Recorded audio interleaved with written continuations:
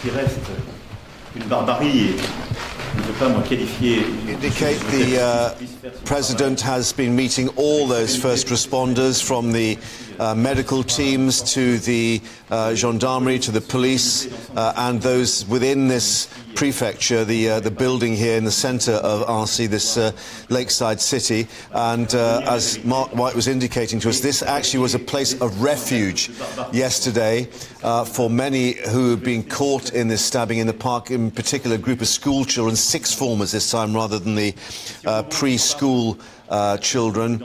And they had found some safety and refuge here. The President has been saying that he said more than 100 people were involved in this particular emergency operation, and he has spoken of the solidarity of the French nation, the children and the adults involved. One of the injured, he said, with them there as well. Of course, there was the two adults as well as the children. The 78-year-old stabbing victim still in hospital in Annecy, but the other one not as seriously hurt. I think to his right, if you look at the gentleman with the glasses, he was, I think he's got a bandage there, if you can just see on his elbow.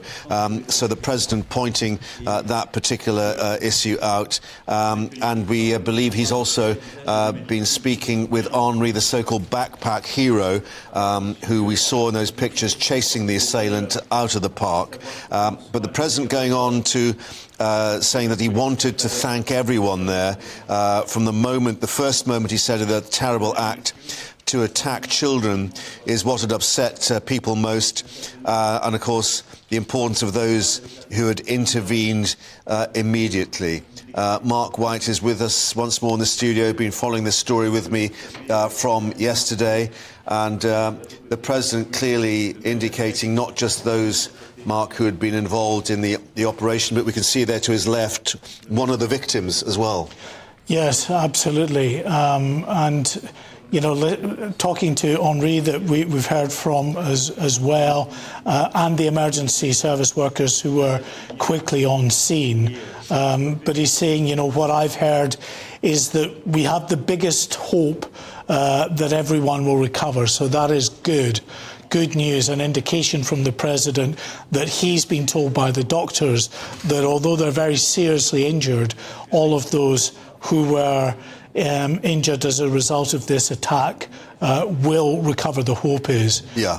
He's going on to say this was due to your professionalism, talking to these people, and bravery. You didn't ask questions, you intervened quickly. And this is something you were touching on earlier, Mark, the fact that it's some 4 minutes before the medical teams and the police actually intervened. I mean, incredibly quick when one wonders what would have happened perhaps in a British city or town.